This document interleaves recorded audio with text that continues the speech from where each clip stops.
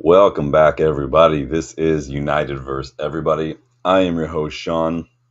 How's everybody doing on a Friday? It's doesn't quite feel like Friday, does it? I don't know about you guys. It doesn't feel quite like Friday to me, but nonetheless, it is. We are all wrapping up the day, hopefully for the weekend. How's everybody doing? I gotta tell you, I'm sore.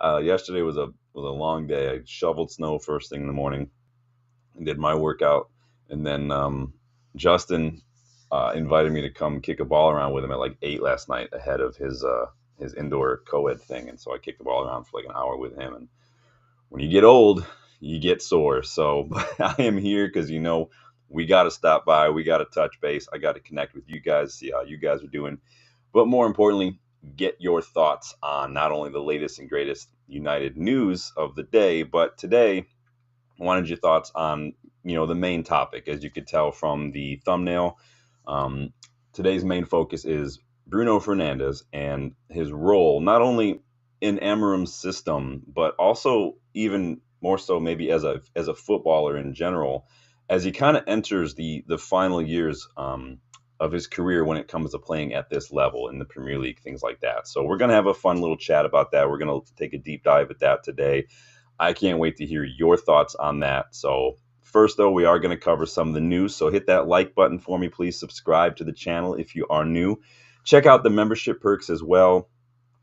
If you've got players you'd like me to do scouting reports on, if you have topics or ideas for discussion that you'd like to have featured on the channel, or if you want to join in virtually on future streams to share your thoughts on matches, on transfer news, etc., etc. These are all options. So check it out when you get the time. Let's get stuck in first and foremost. So, Danny, I know if you're watching, you can let me know if you watch this because I know you've been trying to keep track of some of these under 20 qualifiers. But our January signing slash summer signing, Diego Leon, obviously, remember we signed in January, can't join until the summer because he's still just 17. Diego Leon, though, played full 90 minutes as he helped Paraguay qualify for the under 20 World Cup in Chile in 2025. He did that yesterday. This is Paraguay's 10th under 20 World Cup, and this is the first time they've been in it since 2013. And he played a big part of that, obviously, playing full 90. He's having a tremendous season. He's been really good for them in this tournament. He's had a couple ups and downs from what I've seen, but I'm excited for him to join us United. He looks just absolute, like he's going to boss it as far as the physical side of things. He represents another one of these young top prospects coming through. And I really, really love, I think, almost what I like most of all is how United has really been trying to explore other markets, Norway, South America. I really like that. So big up, Diego Leon. We can't wait for you to join the club, man. I'm waiting to see you. What's up? Hakuna Matata getting in the chat. How are you, Hakuna Matata? No worries for the rest of your days. Usman, welcome back, Usman. Hope all is well with you and your family, my friend. Good to see you. In other young United news, Amorim, in his presser today, shared that Chido Obi has been training with the first team this week. Now, before you get excited, he didn't guarantee that he's going to be in the squad or whatnot like that. But he added what he said is because of some of the injuries and some of the recent we had a player ill this week, that they've promoted a couple of the youngsters to come and train and kind of be bodies in there. So it doesn't necessarily mean we're going to see Chido in the matchday squad or on the pitch and for the first team anytime soon. But Amorim did say, yeah, Chido was one of these players. What Amorim also said is that no one who has been injured is going to be back. And he said there's actually been a couple other issues this week as well, some new issues in the last few days, including one player being ill. So he didn't say anything. He said we're going to have to find out, but we'll see. Hopefully it's nothing serious. We know that, we just lost Licha. Mount still out. Shaw might be coming back sometime soon into the matchday squad. I doubt it, though. As far as this weekend's match, there have been some injury updates for Spurs as well.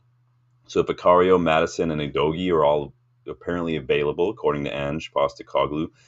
Yet to be seen if they're going to be thrown into the matchday squad, of course, being so fresh. But they have been, training with the squad for a few weeks now. So we'll see how that goes. They were doubts, but you never know. And then I don't know if you guys watched the presser, you followed along, but I told you what was going to happen when this New Zealand All Black rugby shit came out with Ineos, and sure enough, Amorim was asked about that in the press conference as well. He was asked about the staff redundancies as well, and we've talked about that a little bit this week. What he did say, though, again, which is kind of a step further than what he's been saying in some of these presses. So if you remember throughout the January window, Amorim has kind of been towing that party line of, we want to avoid making the same mistakes in the transfer market as we have in the past, et cetera, et cetera. He did straight up say, though, today that in order to strengthen, in order to, perform in the transfer market, we have to sell players. So this is coming straight up literally from Ruben Amorim in today's presser. So it's very, very interesting to hear him say that, just come out and say. I mean, it's kind of something we all knew. I don't know about you guys. I'm hearing a little bit. I don't know if it's just because of the relentless, repeating of questions from the press, or if Amorim's just kind of flustered or frustrated or whatever with the way things are right now at United. But I'm hearing a little bit of just frustration, almost impatience, a little tiny shred of irritability in his voice sometimes when it costs. He's avoiding a lot of eye contact when he's speaking to people. He's kind of doing a lot of scratching of his head. I don't know if these are just his normal mannerisms, because I haven't watched a ton of pressers in Portuguese league when he was there. I don't know if these are nervous kind of just behaviors. Who knows? I'm not one to go super, super into like body language and nonverbal cues, because I do think they can be misinterpreted. But what I hear, again, part of my job, you guys know, as a therapist, is to listen and hear and take note. What I hear a little bit is a little bit of that. So you guys let me know if it's something you're picking up on or if I'm just being crazy. But I am hearing it a little bit. So moving on. So anybody on Anthony Loan Watch will have seen that he scored another goal for Real Betis this week. This was yesterday in Europa Conference League against Ghent. So that's a couple goals now for him. Obviously, he's had a couple MVP, they call him over there, performances. I don't know if they're just trolling. I haven't seen, like, the goal was good. Like the first goal he scored the other day wasn't super great, but this goal was actually better. This goal was more like the Anthony at Ajax. So we'll see. I know a lot of people. I've literally seen so many people saying, "Why did we sell him? We shouldn't have sold him." And I'm like, just because you're good in another league doesn't mean you can handle the Premier League. Just because you can handle the pressure of somewhere like Real Betis does not mean you can handle the pressure of playing for United. That's just the truth of it. And Anthony, Sancho, these guys found Elanga even, they found their levels. Big up, Danny. Good to see you again. We were chatting about Diego Leon a little bit ago, man. Let me know if you were watching that last night. They qualified for the Under-20 World Cup, right? So, but yeah, Anthony doing his thing at Real Betis. It's just, and like Hakuna Matata says, there are levels to this game. Yeah. And I'm not even saying like United's the best team in the world. Like we're not like Real Madrid right now. We used to be. We're not right there anymore. But what I'm saying is the pressure that comes from just putting on that shirt, stepping onto the pitch at Old Trafford, the pressure from the fans, the media, just the pressure to not only to reach new levels, but to maintain those levels and then even push further, find new levels above those levels is like it's unforgivable. There's no grace period. There's no patience. You have to find ways to do it. You have to, whether that's reaching out, digging within yourself, whatever, you have to do that. And very few players can do that at United. So, and Hakuna Matata, he agrees, or she, I don't know. I never know who's who. So, but yeah, in any case, like I said the other day, every time Anthony scores a goal like that, every time he's getting an MVP award, that's another million hopefully added onto the transfer fee in the summer. So it is what it is. Dark Row says, welcome, bud. How are you? Says, okay, we agree with all he says, Sean, but what's his role with what's available to him in terms of teaching, improving, and getting the perfect tactics in games, as this is the area he will be judged on? Yeah, that is his role. And I said it, Dark Row, the other day when it came to that video I did on five steps to save the season. I do put a lot of responsibility on Amorim. He's the manager. I think people forget that manager is also a verb, like parent. Parent, also a verb. You got to do stuff. It's not just a thing you are. He's the coach. He's got to coach. So he does have a responsibility to get more from these players. He does have a responsibility to, figure it out and get a result. Like, I get that. And he will be judged upon that. And he's already, like, the murmurs from fan base are already out there. So I'm never ever going to excuse a manager from having to get results. Now that doesn't mean Amorim doesn't get some time and some patience.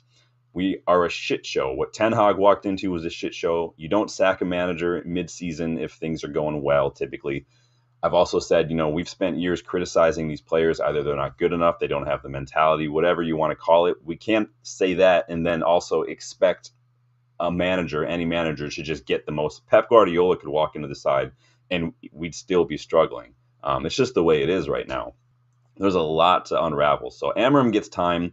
I need to see what he's going to do when he figures out who of these players, because again, we've still got Jose Mourinho players at this squad. We still got Louis van Gaal players at this squad. We need to see what he can do when his system has the players that suit it. Now, I do think we can still do things now to get more out of it, but again, I don't make those decisions, and I've said many times, I said it about Ten Hag. Little decisions from a manager can make or break your role. It just is what it is. So he does have a responsibility. You're right, but he also, again, like any manager who comes in mid-season without a preseason, without his players, in the financial shit show we are right now, they have to at least get a little bit of time. I think we can all agree on that, right? Teresa, welcome. Hi, Sean. Hope you're well. I am doing well. I'm very tired today. Like I said, yesterday was long. Shoveled snow. Worked out. I played soccer a little bit late at night for like an hour. Or football, sorry. We call it soccer here. I hope you're well. With regards to the news a few days ago on some players being against Ruben, if it's true, I have a feeling they will not make an appearance anytime soon. I mean, it's a rumor, right? We get those rumors all the time. Again, it helps to always look where those rumors are coming from. Like today, I didn't even really talk about some of the news today, the reports that were like, oh, there are players who think that Ruben Amorim is, showing favoritism to certain players. And I'm like, okay, well, where is this report coming from? Oh, it's coming from Samuel Butthurst, who loves United, right? Like this, I automatically just filter that shit out because a lot of it is who it's coming from and stuff, whether that's the source itself, like the outlet, or the journo itself. And then you always have to look for the language. If anything that says according to sources or talk, team talk believes, or what, it's just, I can't take it too seriously until I get a little bit more substantial source there. Teresa says, I think Ineos Glazer's problem has little to do with Ruben as head coach and why ask him those questions. Yeah, Ten Hag got it too. I mean, Ten Hag had to get so much shit for the takeover. Remember when the takeover was announced last year, when Ineos came in, and Ten Hag, it was like every presser, and it was so annoying. Same with Ten Hag and Sancho. We had Ruben having to ask questions or answer questions about Rashford every single presser for the last 3 months. It's been ridiculous. Darko says, Sean, so far, according to you, do you think Amorim personally as a coach could have done better in terms of getting more points and avoid some unwanted defeats? I mean, any coach can do better when it comes to dropping points or defeats. That's always the hard part of management, is why I don't, envy managers at all. It's a lot of stress. It's a lot of decisions. And again, you can't take a lot of those back sometimes until it's too late in terms of in a match. So when and this is why I'm a big believer in playing the best players in their best positions when it comes to team selection. We've seen that Amorim has been able to make an impact mid-game, and especially halftime. He's done that at United. He's done that at Sporting. So there's always, any manager can look back, and any player for that matter can look back at drop points and say, I could have done this better, could have done that. We do it in life too, not even just football. So yeah, there's always decisions that could have gone another way, but there's so many outlying factors, and there's so many things that are outside of your control as a manager after you make that decision, that you're hoping that the players deliver. You're hoping that such and such happens. That you do what you, as a manager, you're hoping that you put out the best 11 and they're going to deliver the tactics. You hope that you get your tactics right in the day. Sometimes you do, sometimes you don't. I'm not saying I don't care if we lose. I'm just saying that's just management. That's just sports. That just is what it is. Darko says, is it necessary for him to answer questions not related to him? He seems to be enjoying talking to the press. Maybe he loves the limelight. No, I don't think it's a fact that he loves the limelight. Amorim, and you saw this at Sporting, he's actually very personable talking to the press. He doesn't tend to badmouth referee decisions and whatnot. He's actually a very personable, engaging, kind of approachable person, but he's been like that before the limelight of United. He's even said, there's more interviews here than there ever were at Sporting. And so even the far fewer press conferences at Sporting, he's been like this for a while. He's just like this as a person. Does not seem like he's done enough to win you over yet, Darko, but hopefully we can give him some time. Moving on to a little bit of transfer news. Remember that kid, Rodrigo Mora, plays for Porto that we were linked with a few weeks back, 17-year-old attacking midfielder. I watched him play against Roma yesterday in the Europa League, and I liked what I saw from him. While there's still areas of development, like he's 17, like the kid's been playing first team football since he was 15, though, at Porto. Um, but a lot of what I saw from him is very impressive. His press resistance in tight areas was very, very, very good. His dribbling, I mean, what I saw dribbling, getting out of trouble, getting out of danger, drop shoulder here, knowing where and when to go, like that to me is already levels above where he should be. Almost Messi-like in terms of just creating space for himself in these tight areas. There was one moment where he had the ball and he was literally had 3 Roma players on him, and it was just spin, and then he just scored it out and got space and had the whole of midfield to work with. Like, it was impressive. I mean, all he had to do was hold on to the ball, make a spin, and create space. He looks good. That being said, again, I was just sharing an update on that player. That being said, for young players in that position on the pitch, I'd probably still go for someone like Dibbling or maybe Chris Rigg. But if you're looking at young players for that position, personally, maybe that's just the English part of it coming in. Lionhearts, good to see you. How are you doing today? Everyone enjoying their Friday? Let me know what everybody's getting up to today, what you guys have planned for the weekend. We're about to get hammered with more snow over here tonight and tomorrow, so probably won't be going to Loaded Dice to watch this game on Sunday because I'm not in the mood to drive in that crap. All right, news is out of the way. Let's dive into the nitty gritty. If you guys are still with me, hit that like button, subscribe. We're going to talk about Bruno. We're going to talk about Bruno as a regista, or deep lying playmaker, basically. So strap in, put on your funderwear. Let's get stuck in.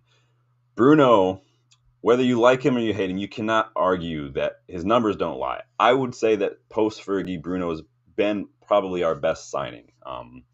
Anybody can have an argument if they want to. I'm just going to put it out there. Like, he's been arguably the best creator in the Premier League since he joined. He signed him in January in the 1920 season. He got 12 goals, 8 assists that season in just 22 matches. So literally almost a goal involvement every match. Coming in January, coming from a league that people don't rate nearly as highly as the Premier League, right? Brand new signing, like, that's impressive in just half a season. Again, consistently the best chance creator in the league since he signed for us. He has the most chances created, assists, and goals than any other player in Europe since he joined United. Most man of the match awards as a midfielder in that same time. Literally over 150 goals and assists in just 5 years at the club. That's insane numbers. The last 2 seasons alone, I read this stat, he's created over 200 chances, but he's only got 35 assists in all competitions. Now, again, it's one of those stats where you got to look. They're like, oh, he's only having doesn't have this many assists. Well, look at how many big chances, how many chances he's created. If you're creating those chances and you have so little assists, it's because your attackers aren't finishing their chances. If we're not scoring goals, it's not always just because the strikers, for instance. Don't let the numbers always fool you in that regard. I've said it many times too on the channel. It's criminal that our attackers haven't been more clinical since Bruno's joined, because his assists could be double easily. As far as Bruno at United, he's one of those players, like I've said many times, he can have 89 minutes of shit and then pop up with something in the last minute that nobody else can do. And if anyone's going to do something that's going to pull us into a match with a moment of brilliance or a moment of magic or a goal, it's usually going to be Bruno. He always has a brilliant pass or a goal in him. And add to that, the guy is literally always fit. I don't even remember the guy ever being like catching a cold or anything. He missed couple matches last season, and we pretty much just fell apart when he was gone. He always gives 110% on the pitch. Now, I'm waxing lyrical about it, so you guys are probably like, if there's any of you who are not Bruno fans, you're probably like, all right, I'm clicking this off. I'm just setting the picture right now and giving you the hard numbers. Since he joined United, though, Bruno has pretty much been a 10. Under Ollie, he was pretty much the 10. He was the facilitator, the guy who's going to launch those counters. Under Ten Hag, similar things, although Ten Hag did put him in a deeper role now and then in that double pivot. And then until recently, under Ruben Amorim, he has also been kind of up in one of those 10 roles and whatnot. He's been dropping a little deeper lately as Ruben Amorim kind of experiments a little bit with these 10 roles, moving Kabi a little forward and things like that. Now, a lot of people have been asking for Bruno to play that role. A lot of people want Bruno to play this deeper role. I think that either way, his effectiveness close to goal, his willingness to constantly look to create for his teammates, that's what has made him such a permanent presence in the final third since he joined us. Again, recently, he's been deployed in that two-man pivot where Ugarte, whoever's next to him, kind of does a lot of that dirty work, and Bruno can operate as that more creative midfielder from deeper position. Now, a lot of people think he's fine there. I think that part of that naturally suits him because he does play as an 8 a lot with Portugal. He has played as an 8 with Sporting as well. He does naturally like to drop deep to pick up the ball, especially when we're late on in the match and we have to get something. He wants to do that all the time. He's kind of this, you'd call it like a free roaming 8, basically, like a De Bruyne or an Odegaard. It's basically what his best role probably is, what his natural role is. But in terms of dropping him to the pivot, is this where Ruben Amorim sees Bruno, how he sees him fitting in his system? Is this sort of naturally like maybe dropping from a higher role to a deeper role as we get, maybe if you want to focus the lens a little more, is this naturally where attacking midfielders drop as they kind of reach age 30 and get into their early 30s? We've seen it before.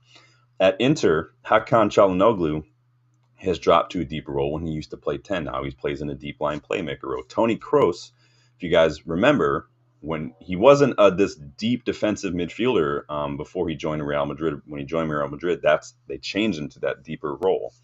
Sabitzer, when he went from Leipzig to Dortmund, at Leipzig he was starting high up the pitch, then kind of moved back to a deeper role, and then at Dortmund he's playing a deeper role. We played him there at United when he was on loan. Even Eriksen has played in that deeper role since joining United.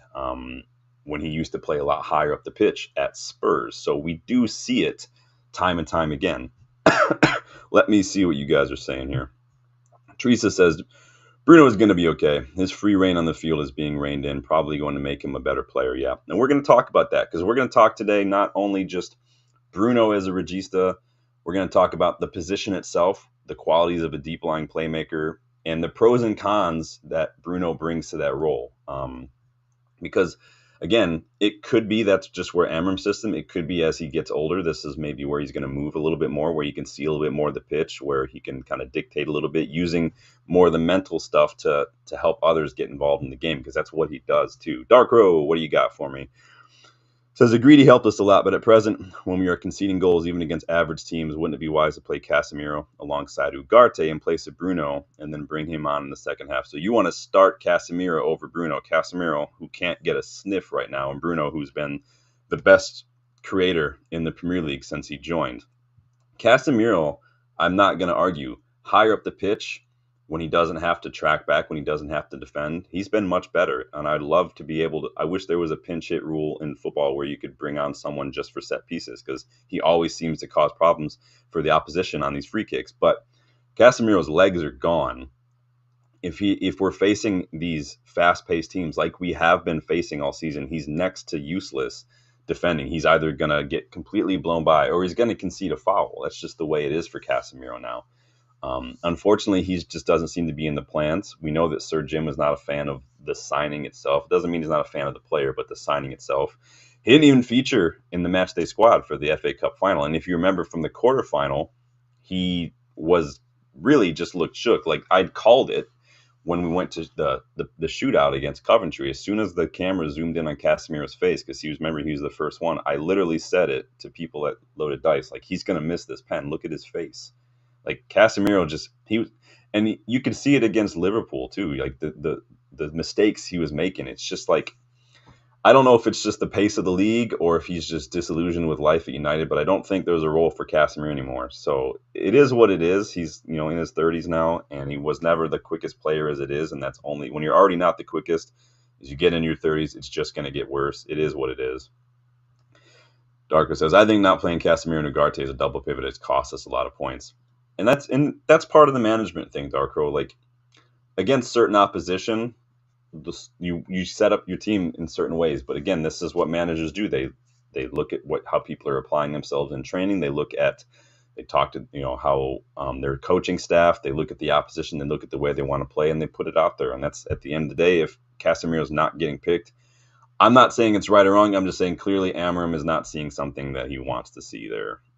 Darko says, Sean, what does Sir Alex Ferguson meant when he said attack wins you matches, but defense wins you titles? I mean, literally defending, a clean sheet is a guaranteed point at least, but you can score 4 goals and the opposition can score 5 and you still could lose the game. So I get that. I mean, it is what it is. I mean, it's an old adage, right? And I think if you can defend, you have a good chance of doing that. I think that Casemiro's shown, though, his defensive qualities have really dipped since his prime Real Madrid days. Darko says, Sean, I care more about defending than attacking. Tired of us conceding goals every time. Yeah, I know. And a lot of that has to do with simple errors. If you watch Crystal Palace, that was simple errors. If you watch a lot of the recent matches, it's been simple errors, even against Brighton, just errors, mistakes, whether that's Kopi. I'm not saying that no one else in the pitch is responsible. I'm not saying that we can't set up better. It's just, it's easy to sit here and try to point the finger, but there's not always that simple. Darko says, against Liverpool, he's alone. With Ugarte alongside Casemiro is different, better player. That's because Ugarte, just like playing alongside anybody, Ugarte's got the legs. And so in that pivot, Casemiro is not going to have to do as much running. The same way Bruno is not going to have to do much running if you've got someone like Ugarte next to you. And that's how that pivot works. Somebody's a little more defensive, gets around the pitch. The other person tends to be a little bit more creative. So, Jay, welcome. Off topic, do you by any chance play Football Manager? I'm trying so hard to cop the game. I've never played Football Manager personally. I've only ever played like the FIFA series. I never even played Pez. Is that what it was called, right? I've never even played that before either. So I haven't played FC25 in a bit though, because they've got these live start points, but they haven't yet updated the transfer window fully. And I'm waiting to see if they add Aiden Heaven, but it is what it is. But welcome back, Jay. So let's talk a little bit about what registas are. What are the qualities you want from a deep line playmaker as we explore this. So, oops, didn't mean to do that. Let me pop this up like this. There we go. There we go. Poo-poo. All right. Oops. So, when you have a deep line playmaker, these are the kind of things you want from them. These are kind of qualities. This is basically what their job is in this team. You want playmaking. You want the ability to read the game. You want passing range. You want composure.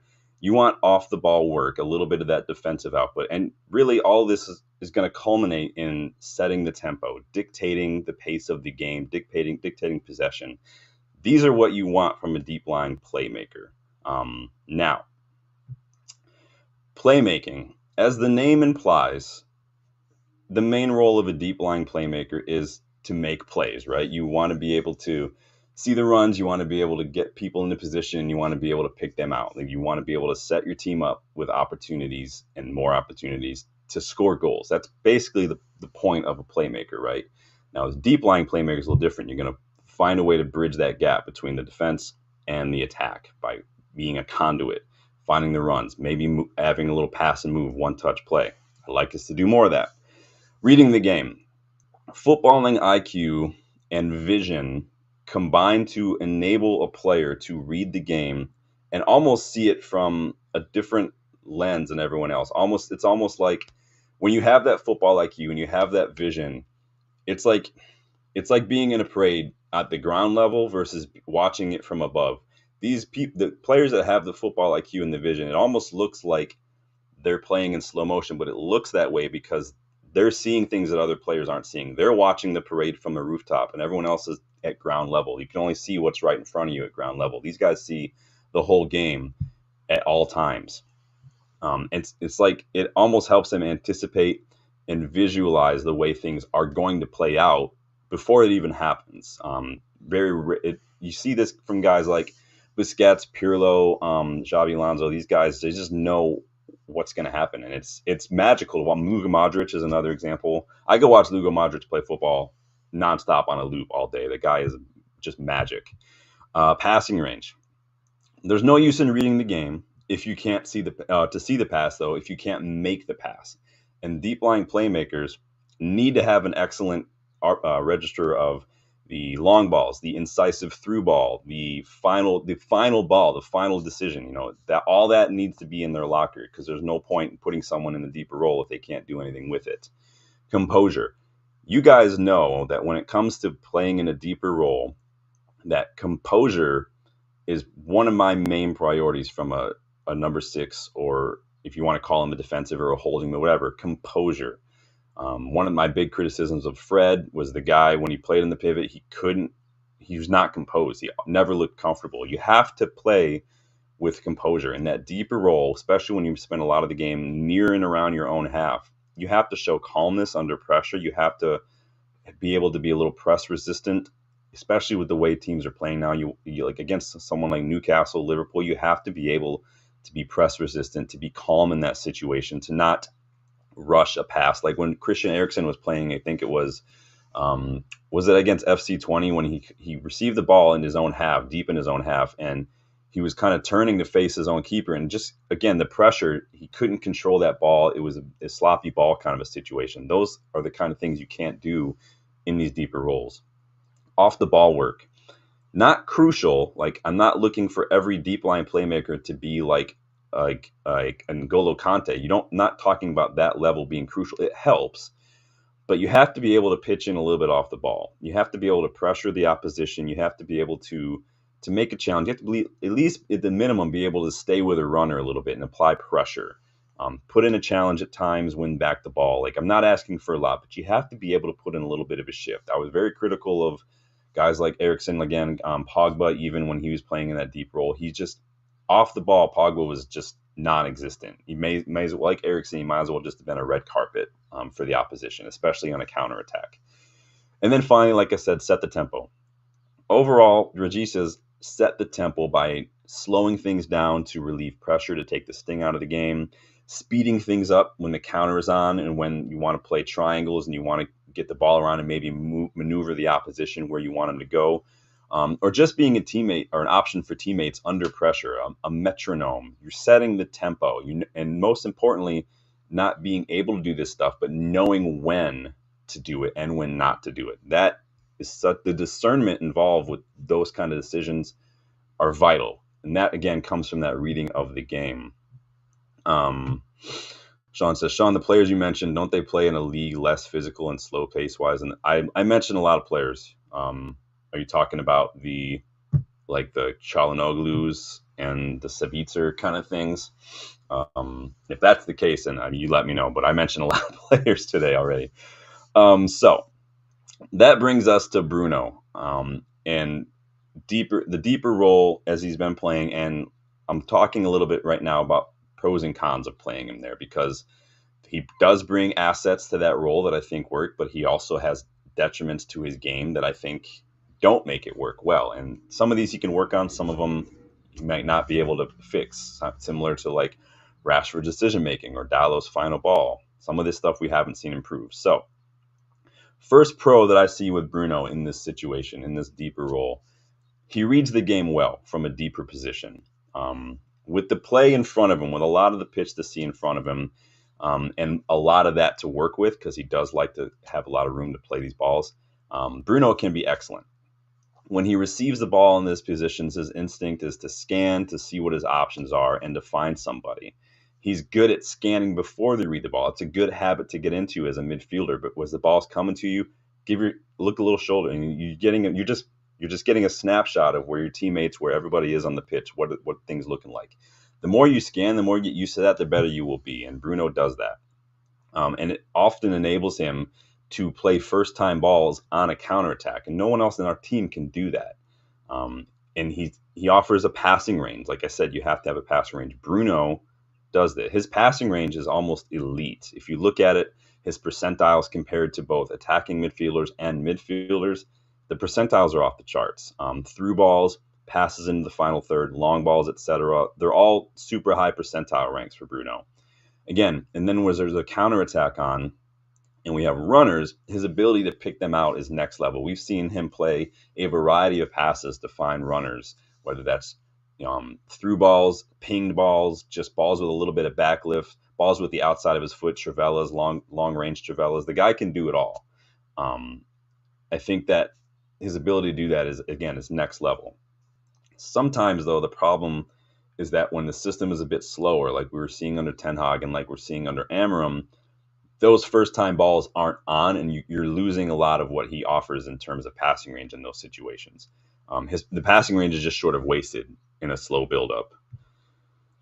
Again, pro dictates play and instructs his teammates. So whether you believe it or not, because again, a lot of people, he's got his critics. I get it. Bruno is a leader, especially if you watch him on the pitch. As you watch United play, he's constantly talking to his teammates. He's constantly instructing them, telling them what not to do, what to do, and things like that. Now, he may not always do it with a smile on his face, and I think that's why a lot of people don't like him. They don't like the way it comes across, and that's just a preference thing. It's kind of like how managers engage in pressers. Not everybody felt like Ten Hag was the best. Some people don't. It is what it is.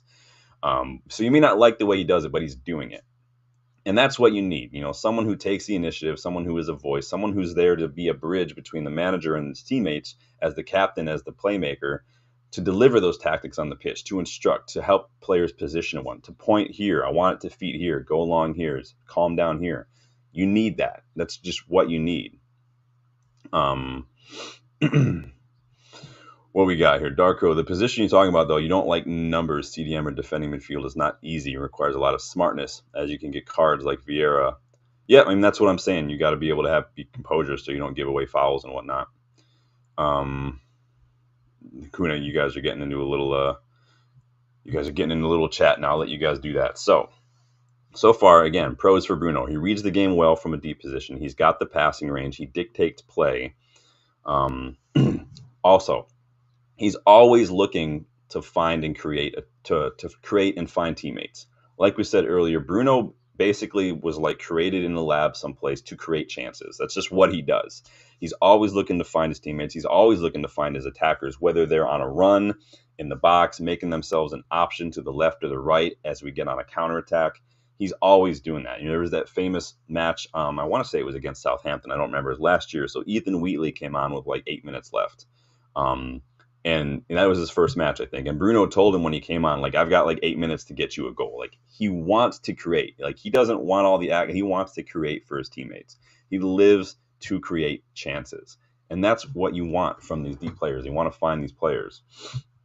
Danny says, just turn back in. What did I miss? We're just talking about Bruno, man.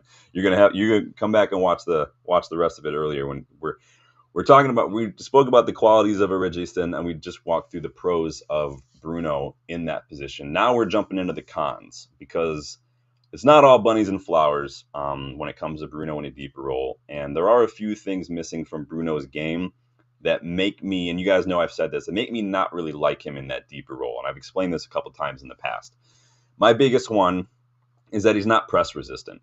Not only could this cause problems for us when it comes to poor ball retention under pressure, especially in this league, with how physical and how pressing these teams are. And then you've got teams like Liverpool who will sit in a 4 between the defense and midfield and really make it difficult to do that. But it also impacts his passing game, because under pressure, that pass quality from Bruno dips. When he's under pressure, when he's got bodies on him, he goes from being able to put it on a sixpence to it's just kind of going wherever, or it's short, or it's sloppy, or whatever. Like, he's got to be a little better at doing things than that. He's got to understand that sometimes, too, part of press resistance, and I was talking to Justin about this sometimes, like, you can't always just go forward. Sometimes to go forward, you have to pass backwards. Sometimes you have to stop if there's not help, if the touch isn't on, if the shot's not on. Sometimes you have to pass backward. Like I've said many times, it's like shooting a bow and arrow. You got to go backwards to go forward sometimes. And that's, Bruno hasn't quite grasped that concept. It's always, let's go, let's go, let's go. Another con, he's defensive minded and aggressive, but he's just not physically strong enough to really do anything. It's like getting attacked by a little child or something. Like, they've got the energy, they've got the fight, but you're just standing there while they just run around and like slap you. You're like, all right, what are you doing? His defensive numbers against Leicester were good, but his attacking output suffered. He has it in him to try and press, to make a challenge. And to be fair, he can win the ball. Like, he's done it. But physically, he's just not super strong. He can very easily lose possession. We've seen him give away the ball many times, and his tendency is to go to ground. Sometimes he does get hurt, but it's not going to get called. And so you have to be able to withstand some of those challenges a little better, in my opinion. I'm not demanding Adama Traore physicality, even though Licha bodied him twice this season. Heyo. But even smaller guys, Messi, Angel Gomez, or like Bernardo Silva, these guys, they know how to ride challenges. They know how to stay physical, stay upright, get low, move their feet, make themselves difficult to push around, even though they're not the biggest players. And so I need to see more of that from Bruno, especially in a deeper role, because it's too dangerous area of the pitch to lose the ball cheaply, if that makes sense. Bruno says, Sean, what does Bruno lack in creativity than Odegaard? I'd say Odegaard's quicker. I think Odegaard has this, and we see it from Sver Nipan. What I really like about Odegaard is he has this rare ability to, and we've seen it in glimpses from Bruno, but we see it more frequently from Odegaard. Maybe that's a system thing, maybe it's a teammate thing. Odegaard has this ability to play these incisive passes on the off rhythm of his step, where he's running and you'd think you'd have to wait till your plant foot's here and then you have to swing with your kick foot to pass the ball. Odegaard can do this in an off rhythm to where it happens when you don't expect it, and that's another quality. But I think that the numbers speak for themselves. If I had to pick a team, I'm picking Bruno over Odegaard, but that's just a preference. If you want to say what does Bruno lack in creativity, I mean, I don't think he lacks in creativity, because creatively the numbers are much better. But Darko says, I only see long ball creativity from Bruno. They have named it Hollywood balls. Well, I'd argue that you haven't, though, because we saw him play that silky touch to Licha against Liverpool for that goal, and he did the same exact thing for Kobbie Mainoo's goal in the FA Cup final last year as well. He has that in him when there's movement around him as well. The problem is we haven't had enough quality around him as well. That's why he's created more than 200 chances in the last couple of years, but only has 35 assists, because we're not finishing these chances off. Darko says, Sean, would a 40-year-old Modric do better than Bruno at United? Probably not. Just because he's 10 years older, and the Premier League is the Premier League. It just is what it is. I mean, Modric is not even a guaranteed starter at Madrid. I love Modric, but again, Father Time is undefeated, and eventually everybody does get old. It's just the way it is. But I would take a prime Modric over Bruno if that's a question you want to put out there, because I love Modric is one of my favorite players ever to watch. Like, it's just hands down, that's just the facts. Maybe it's just recency, because I'm only 39. I'm not old enough to have really, really watched a lot of like the older guys from like the early 90s and whatnot that people rave about. And then growing up in the States, you don't get access to, every league like you do now. So literally, like when I was younger, I would only watch I couldn't watch United. I had to wait till the end of the season, find a way to get the VHSs and then watch them that way. And then as it got older, high school, college, if you have rich friends or you had satellite dish or something when that was a thing, then you can watch some matches back when it was on Fox Soccer and whatnot. But now we've got apps, literally an app for everything. And even the clubs themselves have apps to watch things. So I wish it was like that 20 years ago. It's just not. So keep going with the cons here, because there are a couple more. So one other con, he loses composure too easily. One major criticism of Bruno from this fan base is that his demeanor is not always been the greatest. He definitely wears his heart on his sleeve. I'll say that. Personally, I don't care. I don't care if you're a whiner like Bruno. I don't care if you're a screamer like Roy Keane. I don't care if you have no expression like Anthony Martial. I don't care at all. To a degree, I don't even care what you do off the pitch. Marcus Rashford, you want to go watch a basketball game in the States? I don't care. If you have permission and you're still performing, I don't care. But again, it's the stuff that comes after that. Do you have permission, and are you performing on the pitch? That's what I care about. I don't care if Bruno whines at the ref. I don't care if he's whining at other players. As long as you're performing, I don't care. But where I do get frustrated is when he loses composure in the heat of a moment and goes for the spectacular or the no-look cross, or always trying to score. Like, even when we're trying to defend a lead in the dying minutes or something, like, hold on to the ball, take care of the ball. What do I always say in those moments? Make it boring. That's when we can start passing it back and stuff. Like, instead of slowing things down, he's keeping in the ground, he's just constantly trying to do this stupid shit. Like, just pass it back to the defender, pass it back to the keeper. I don't care. He's got to calm down in those moments, because you can't afford to always do that kind of shit, because all you're doing is just losing the ball and then opening yourself up to another attack, which we're vulnerable against. And then the final one for me for cons is he can be positionally undisciplined. I have this as a con, but really it pertains mostly to his role as a regista, not necessarily him as a player, because simply he's naturally a roaming eight, like your De Bruyne, like your Odegaard. He like Modric does. He naturally is one of those midfielders who, as an eight, will roam and get involved. You've seen João Felix kind of do this a little bit too at times. Drop deep, get involved, have a little bit of that freedom. Um, Again, that's just in a deep line playmaker, though, especially in a system like this, especially in the United side where we are so vulnerable. You have to be more disciplined with your positioning, because in a deeper role, leaving your position to go chase something down, to go do something unnecessarily, it leaves a very gaping hole in a very fragile area of midfield. And we're already too easy to play through as it is. We can't have people that are just going to go on walkabout when we need to have bodies. This is also why I've suggested maybe packing that midfield a little bit from Amorim, maybe switching to like a 3-1-4-2 or a 3-4, like 1-2, getting a little more bodies in midfield sometimes, just for now, maybe. And really what that was is trying to get more bodies up front because our strikers are isolated. But that was another discussion. You guys can go watch that video if you want. Hakuna Matata says, Mister, when you think we'll win the Premier League. I don't know. That was another idea for a video that I wanted to do sometime soon, was this whole kind of Project 2028 kind of situation that Ineos were putting out. And then what that means for like Amorim and stuff, and have those goals or expectations changed in recent months. So you guys let me know if that's a goal or a video you guys like to jump in on. So those are my pros, those are my cons, and those are the qualities that you want generally from a deep line playmaker. So now it's time to ask you guys what you think, because it's your channel. This is why we're here. I'm going to take a drink of water because I've been talking a lot. Because we've also been linked with several attacking midfielders. We've also been linked with a few deeper midfielders, you know, the Edersons and whatnot. We've been linked to guys like Chris Rigg, this guy Mora, Mbuemo, kind of those front forward, the Liam Delap's and whatnot.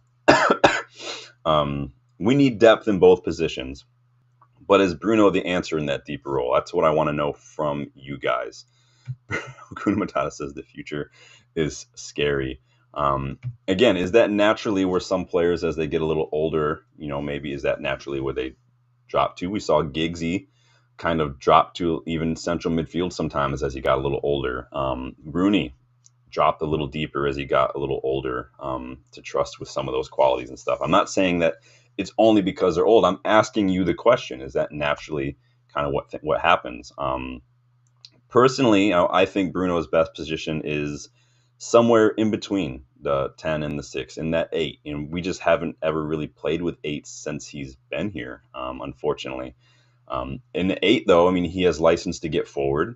You know, he doesn't have to get in the box as much like he does as a 10, but he has license to get a little higher up the pitch, operate a lot just outside the box. He's got license as an 8 to drop a little deeper, to pick up the ball and create a little bit more from a deeper role. And in an 8, you're not as responsible for the defensive work, because whether that's a diamond or whether that's a 4-3-3, you've got a 6 there who's like an Ugarte, who's there to do that work for you. You don't have to always drop deep to do that. I think he can do the job in this system is as one of the 6s in a pinch or against certain opposition, maybe, if we're going to want to use some of those qualities there. Maybe teams who aren't going to press as much, maybe teams who maybe, or conversely, maybe teams that you want him to be able to pick a long ball out. We just don't play that way under Amorim. But I wouldn't personally rush to transition him to that deep line playmaker role in this system full time quite yet. Again, not only are there areas of his game that he's always needed to adjust, composure and whatnot, press resistance, but there's areas of a game that he'll also need to start adjusting if that is going to be a full-time thing for him moving forward. Again, I think we lose a little bit of what he brings to us higher up the pitch when we play him in a deeper role. I think he can still drop deep without having to be on paper as a 6, personally. I think we just need another midfielder behind him, or another midfielder in general who can progress the ball, who can launch the attack from a deeper role, who's a little bit more composed in that. Kobbie Mainoo has shown that he can do it, but he's 19, right? I can't rely on him. I'd like someone in that kind of mold who's maybe a little bit older. But that's what transfer windows are for, right? We will see how the rest of the season is going to play out. What are you guys saying here? Darko says Sean is not dropping Duno and not creating a competitive environment for him, affecting his improvement in performance. I mean, the numbers don't lie in terms of the output over the year. The problem too, Darko, is you got to remember we've gone through how many managers since Bruno's been here in 5 years. We've gone through Ollie, Ragnick, Ten Hag, and now Amorim. Like that, statistically, there is a correlation between manager turnover and player development. Player development is hindered when there's again, and even if you just look at it, not even from statistics standpoint, but just from like pure common sense kind of thing, like different systems, different styles of play, different, like it's all constantly changing. Everyone's having to restart all the time.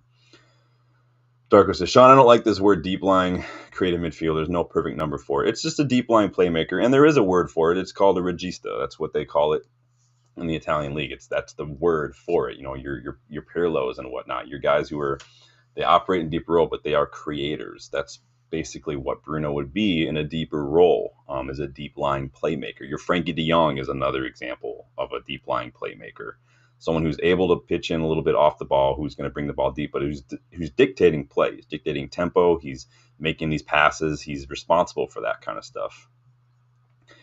Lionheart says, watching United is like playing Skyrim. You never know what's around the corner. Maybe there's a decent performance, or maybe there's another humping coming. Keeps it. At least watching United, you don't catch an arrow to the knee, right? I mean, that's always fun. Darko says box to box, deep lying attacking. I mean, there's a deep lying midfielder, there's an attacking midfielder, there's a box to box. I've never heard of an inverted midfield in the '90s football when I was growing up watching Sir Alex. Yeah, and and we've talked about like Nicky Butt, Paul Scholes. We'll talk about it. They talk about it on Sky. Like in those days with like the 4-4-2s, you were a midfielder and you kind of did it all. Like Roy Keane, a lot of defensive work, but people forget Roy Keane wasn't like a defensive. He was a box to box. He scored a lot of goals. He got up and down the pitch, kind of a thing. And so I do think that in the modern game, sometimes it's easy to kind of typecast players, as a 10, as a 6, as an 8. It's a quick way to basically encompass what that player is and where they tend to play without sitting there and having to spell it out for a couple paragraphs. Basically, if I say someone is a 6, what does that kind of put in your mind? Okay, they're going to sit a little deeper. They probably got a little defensive work, kind of a thing. But that's where I also have distinguished between your defensive midfielders and your holding midfielders. Defensive midfielder, N'Golo Kante. Holding midfielder, Sergio Busquets. If I break that down, they both kind of play in a deep role. But again, you compare Busquets and N'Golo Kante, they're very, very different players. One's a holding, one's a defensive midfielder. That's kind of where I'm getting at. Vitinha at PSG, another example, deep line playmaker, who I think is an excellent deep line playmaker. But that's what I mean, you're right. The box to box, that explains itself. Your Milinkovic Savic kind of players, your Konrad Leimer kind of players, the guys who are going to do a little bit of both. Joshua Kimmich in recent years, box to box midfielder, same kind of thing. Jay, I think that could be interchanged. A box-to-box midfielder next to the DM in midfield, deep line playmaker, like you said. Pogba was more of a box-to-box as well before he came back to United. Deep line playmaker, like I said, another fresh young attacking midfielder like Naipan would be, fingers crossed. Yeah, there's a lot of young players like Naipan that I like. Like I said, more I liked when I saw him yesterday. Naipan, I think if he can put a little bit of size on him, I think he could be a really good option for this personally. Danny says the kids were called up to training with the first team. Haven't listened to much this morning. Yeah, I did talk about that a little bit. Amorim said they had some injuries. Someone was ill, so they needed some bodies to help train. He did confirm that Chido was one of them. He didn't give anyone else's names. He did not tell us who was quite ready to come back. So it's anyone's guess what that's going to look like. So, but yeah, Chido was part of first team training, which we were talking about could happen sometime soon. So. Yeah, like Danny says, Sekou Kone. Yeah, I always forget about Sekou Kone because he was injured for a little bit, but then I did watch him a couple times recently. Yeah, he looks really, really good. He loves getting on the ball, like Danny says, very, very in that role. Like he wants to get on the ball, he wants to drive the ball forward. He's a very good dribbler. He needs to work on his first touch because he's got that young energy, so his first touch is sometimes a little heavy. And he's got to get up to the physicality because he gets winded after an hour or so these days. But yeah, I always forget about Kone. Dark Roche says, if Amai can be forced to play right wing back, then why not Garnacho be played as a left wing back? It's really up to Amorim what he sees in both players, because they both play very, very differently. Now Garnacho not as doesn't have as much defensive solidity as an Ahmad. If you look at some of Ahmad's dueling numbers, much better than Garnacho. I'm not saying Garnacho is shit. I'm just saying Garnacho has been guilty of losing the ball a lot, and then he doesn't always track back when he does. And I think that wouldn't mind seeing that, if he could play that. I just think we're not in a situation right now, and I've said this in that video last week, where I want us to experiment with that kind of stuff too frequently. Like, I did not like the decision to put Kavi as a 9 and not play any strikers. I thought that it was an unnecessary risk, personally. But yeah, I mean, there's a lot of things that coulda, woulda, shoulda. You never know. I mean, you look at some players' qualities and you think maybe they could do this. I remember seeing people thinking that Wan-Bissaka could play in defensive midfield, and it was just, if it would have been able to happen, it would have happened, but it didn't happen. So yeah, João Neves is one that hurt. I was a little frustrated with him. I mean, probably mostly because we missed out on him, but choosing to go to PSG, and I just didn't get it at the time. They have a lot of midfielders. They already have Vitinha there. Zaire Emery is still there. Fabian Ruiz is still there. They have a lot of midfielders at PSG. They keep doing that. I was really bummed we missed out on João Neves. He was excellent. Akuna Matata said it yesterday. We need to sign Mbappe, Bellingham, all right. So, well, you go for it. You let me know how that works out, because that's gonna set you back your budget for the next 10 years to do that. And we're not getting Mbappe anywhere. We're not getting any of those players. But sorry, Danny says we'll see Kone in pre. I hope so, because Kone is another, and it's funny that I forget about him, because he is another one who's probably at an age where he could start to maybe get some experience in the squad on the first team. But at the same time, I just think the transition from Mali football to the Premier League is not quite there yet. So he'll need some time to get acclimated, I think, to the physicality and the pace, because it's not the same. If we're going to sit here and say that, the Premier League is not the Portuguese league, or the Premier League is not the Dutch league, there's a huge gap between the Premier League and the Mali league, especially when you're a youngster. Darko says, Sean, are strikers supposed to do tracking back in Amorim system? I think it definitely helps when you are. I think it's more of a pressing thing than a tracking back thing, in any system, really. I don't see any manager really demanding that their strikers track back. I see a lot of them asking for strikers to press as well, press the keeper, press the defenders.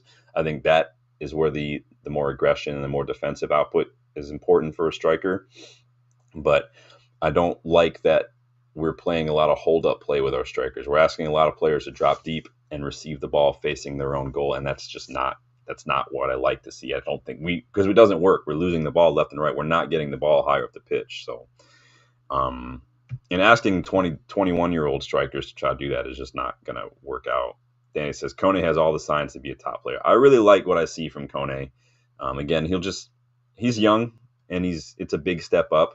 I would love to see a lot. Like I said, Danny, if a Saudi club came in with a big offer for Onana, even for Bruno, as we're talking about Bruno, because I've said this many times, if the Saudi club came back in with a big offer for Bruno, you take it and you run. Onana, take it and run. Stick with Vitek, buy Ndir for a year, let him fight it out, and then promote Eli Harrison or something with whoever wins that one, and let him be an understudy for a bit. I have no problem with any of that. But Kone, yeah, I'd like to see a lot of these players in preseason. I'd like to see some of them, like Biancheri especially, maybe even Scanlon, promoted a little bit to the first team, not starting 11, just maybe get some minutes here and there. But we're still integrating Collier right now as well. Take the other two. Yeah, I'm not a huge fan of Mbappe personally. Bellingham, though, is just world class. How do you walk into Real Madrid as a 20-year-old and you're basically a leader on and off the pitch? He is literally bosses at midfield when you watch him play. He's just Bellingham is. I've not seen a player that young be that good since Rooney, basically, in terms of how age and position. That's ridiculous. There's no reason for that. Yamal is up there though. Yamal's getting up there. Danny says everyone's for sale at the right price. Yeah. So even Sir Alex said it. If someone comes in with a big offer, way overvalued, you take it. You especially right now with where we're at. If we get anywhere like 25, 30 million for Onana, take it. If someone wants to offer 50, 60 million in the Saudi club or Saudi league for Bruno, you take it. We saw even just a year ago, there were clubs in the Saudi league that were talking about offers of like 100 million for Bruno. Take it. That's stupid not to take it. I was like, and this is going to make it sound like I'm a Paul Pogba hater. I'm not, but I'm always about the team and strengthening, which means money. So after that 2018 World Cup, Pogba's value was at its peak. You could have you could have made money on Pogba basically. I would have literally put him up for sale that summer, not because I don't like Pogba, but because of the value of what he was at the time after winning the World Cup and having played a key role in winning that World Cup. You take it. You could have gotten 125 million for Pogba that summer. I fully believe that. Fight me if you don't agree. Danny said we'll get slaughtered and hasn't had the grit to rate to work for Prem. Yeah, Mbappe did not start out great at Madrid. He was, I think he was in that one match. He was offside like 8, 9, 10 times. Like he's getting a little better. Mbappe's issue was that he went from being a big fish in a small pond to being just another fish at Real Madrid. Like everybody is an Mbappe at Real Madrid. Like you're not Mbappe anymore. You're a Real Madrid player now, and you have to learn how to be part of a team and not just be the focal point all the time. And he struggled with that. He's been better, but he did struggle, and it is a big shift coming from PSG to Real Madrid.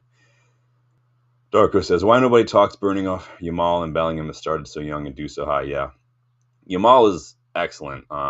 Again, I don't like to hype up the young players too much because I do think part of that is what has caused a lot of agent power, and I do think a part of that is what can kill young players when there's a lot of pressure and they don't live up to it. It's immediate failure. It's very like everyone makes it a very black or white issue, and I just don't think life is black or white personally. But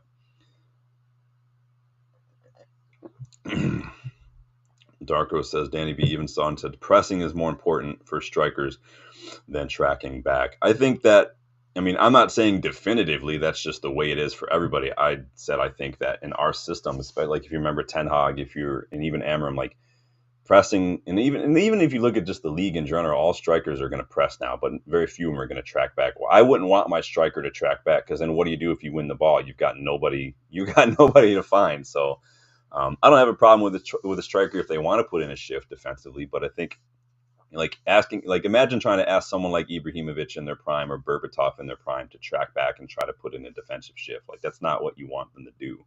So Rob Taft says a reality check for Mbappe, but it's a challenge for him to adjust and improve. Yeah, and it's a challenge, and he took it, and he's been doing a better job. And that's just not everyone is going to take to a new club or a new system or a new manager or a new league like a duck to water. Like not for every Bellingham, there's a little bit of struggle like Mbappe. It just is what it is. We've seen it at United. How many times have we seen people just crumble? Anthony was a world beater at Ajax, but it's like the moment he started getting found out and realized that he wasn't going to people weren't going to give him that much respect and space in the Premier League, his confidence just shattered. Sancho, same exact thing. Sancho was a world beater in the Bundesliga, couldn't hang with the Premier League, and decided he wanted to blame everybody else for it instead of just kind of getting his head down and working a little harder and maybe adjusting some aspects of his game to adjust to the new league. It's about choices. I've told you guys a couple times. For me, life is pretty simple. It comes down to 3 things: priorities, choices, consequences. That's 3. Your priorities dictate your choices, and then those choices do have consequences. And now consequences sometimes is seen as negative. All it means really, if you look at it as cause and effect. So if your priority is to not try to look like it's your fault and you make a choice to badmouth your manager on social media or whatever, then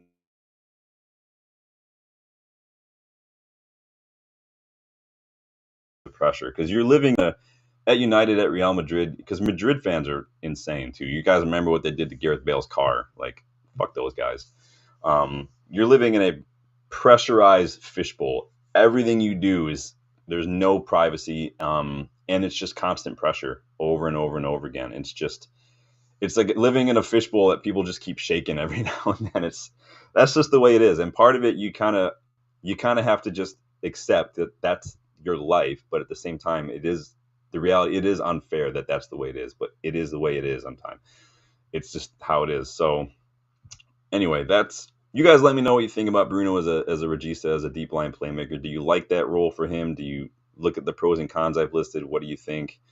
Is it something you think we're planning on moving forward? Is it just a needs must right now?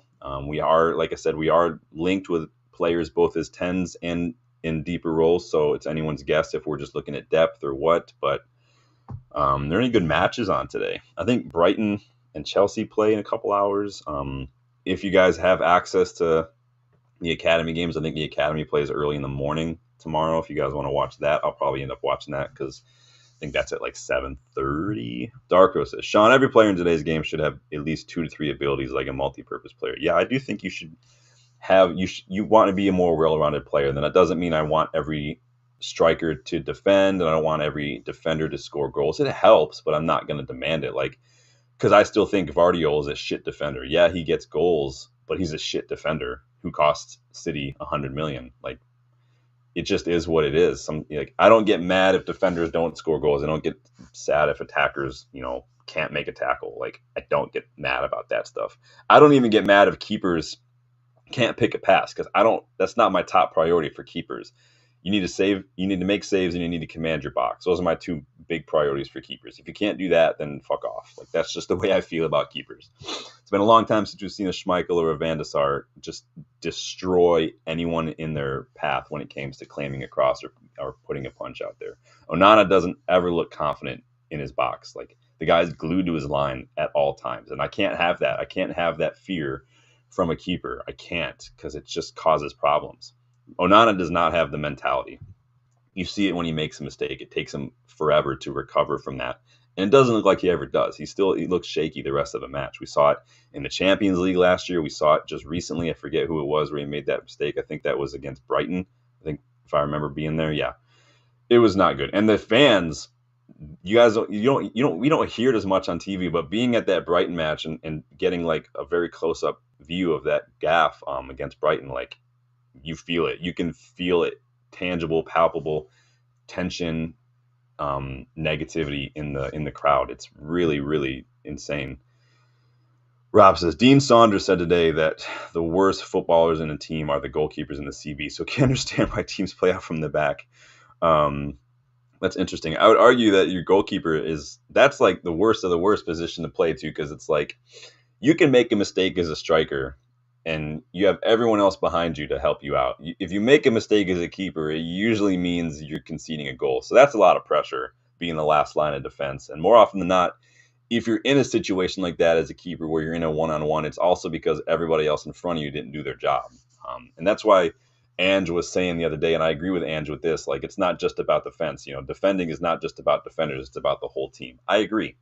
That being said, the Boomerang Bielsa is shit. So, but to answer your question, Rob, people are switching to this playing out from the back because I think it's more data driven, because statistically it's supposed to yield a higher percent like ball possession rate. It's supposed to, but it's really player specific. You really have to have defenders who are comfortable on the ball, a keeper who is comfortable on the ball. Onana is comfortable on the ball in terms of the ball at his feet. Now, his distribution is not great.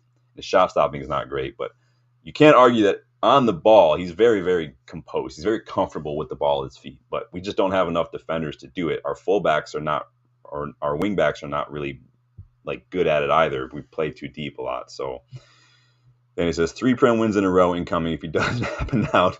I'd be happy with just 2 in a row, Dan, and we haven't done that all year. So Darko says the Inter Onana in the UCL final against City was so impressive. Yeah, and that's the thing. When we bought Onana, he was literally the best keeper in the Champions League the year prior. I don't know what happened. I really don't. Too many mistakes. I don't know. Sean, how do you feel to have witnessed Onana's blunder? I've witnessed a couple of those, Darko. I was at the Galatasaray match last season in the Champions League. My seat was about 10, 12 rows up from the goal line. So when Casemiro and Onana had that fuck up that conceded that penalty, I was right there. I had a bird's eye view. And the same with Brighton. And to me, because you can watch these things on TV, right? And you can say like, oh, come on. But again, the part that really hits home in those moments is when you're at the crowd and everybody has the same reaction all at once that you're having.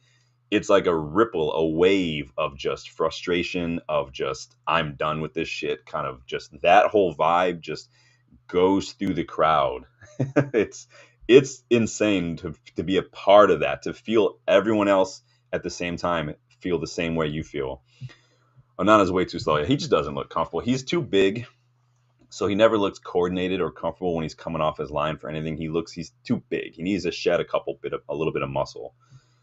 Rob says he was saying the goalkeeper is the one that can't play any position, so it gets put in goal, like the kid gets picked last to join a team. Well, I mean, I argue that nobody else in the starting 11 can play keeper either. So I mean, everybody's got their gifts. Everybody, it's like any sport. Just because you play different positions, everybody's got an important role. It just is what it is. That's just part of team sports. So Darko says I would take a point at Spurs. Well, we did our preview. Was that yesterday? We did the preview. We did the preview yesterday, and then we kind of did a little bit of a prediction for the next 4 matches as well, looking at how many points we might pick up. Are we going to beat Fulham in the Cup? So go watch that video as well to get your predictions in. I said we would get. I think I predicted 7 points from 12. I think I saw 2 wins and a draw and a loss from the next 4 in the league. So that's what I predict. But go ahead and watch that one and get your predictions. And Rob says, Onana frightens me. Too many days, moments, and mistakes. Yeah, watching Onana when he starts to make a mistake or when things are a little shaky, when he doesn't do really well, like defending a corner or something, it already starts to set in mentally for him. And this is the same thing that happened to Rasmus Højlund. What was that match we played where I forget what match where he was it Fulham? We were playing him as a hold up. He was making bad touches, but it was like it just kept getting worse because mentally he couldn't get over it. And he's young. Onana's not young. Rasmus is young. Like he needs someone on the pitch because Bruno on the pitch is the only other like senior player out there besides some of the defenders. We don't have enough players who are able to get into the ear of their teammates. Darko says it seems like it doesn't bother him at all. His confidence levels from another planet. Who are we talking about? Rob says we need to be beating Spurs and Everton. 2 losses, we could be in 16th. I think we can win both. We're only about if we get 12 points, that puts us in that legendary like 40-point safety mark. I just don't think we're getting max points from these games. Onana. I'd argue it does seem like it bothers him. If you remember some of those Champions League matches last year, he made horrible mistakes. And you see this often from Onana when he makes mistakes. He will just lie on the ground for like 10, 12 seconds. Like I saw it in there was that match last year. He was lying on the ground and then like Sergio Reguilon had to come over and pick him up because everybody had already gone away. Like he's done that many times. He did it against Brighton. He did it again when he made that gaffe against Brighton. Like he's constantly had this look in it. The look that Onana has in his eyes after he makes mistakes is the same look that Casemiro had in his eyes when he stepped up to take that pen against Coventry last year. It's just blank stare. Like you're just not like you're not focused. You're just like going through these motions. You're not paying attention to anything. Onana needs to do better. But like I said, if a Saudi club came in with a big offer for Onana, you bite their hand off, and that's just the way it is. So again, Brighton, Chelsea in a couple hours. Academy tomorrow. We got a match against Spurs. Go ahead and revisit that preview if you haven't yet watched that. Danny, you can rewind the video and pick up what you missed. But that's going to do it for me. I appreciate everybody stopping by. This wasn't supposed to be a long video, but I love the discussion. Obviously, today talking a little bit about Bruno in a deeper role. Does it work? Does it not? Pros, cons, what that role really is in football. So had fun with it. Had fun doing it. Let me know if you guys want to talk a little bit about that whole 3-year plan and has that plan changed in your eyes? What happens if we don't get it by 2028? Do you realistically see it happening? We could do a video on that as well. So let me know how you feel about that. I appreciate everybody getting involved, man. I love hearing all the different opinions. Again, it's not about right and wrong. It's about opinion, like the banner on the channel says. It's fan opinion first, always. So thank you, everybody, for stopping by. Enjoy the rest of your Friday. Hopefully, you're not going to get hammered by snow like I am. I can't handle more snow shoveling. Like I said, after shoveling yesterday, after working out, and after playing football for like an hour last night, I'm sore. So in any case, I mean, I wasn't even like playing the game. I wasn't part of the actual team. I was just there to help Justin kind of kick around and get warmed up and stuff for like an hour ahead of time because Justin wants to get there and prepare. Nobody else does. Nobody else in his team showed up till like 5 minutes before kickoff, but it's co-ed indoor. I'm not expecting a whole lot, but it's always fun to kick around with Justin. He and I have been kicking around for close to 15 years now. So In any case, take it easy, guys. Enjoy the rest of your day. Stay warm, stay safe, and I will see you guys on the next one. Later.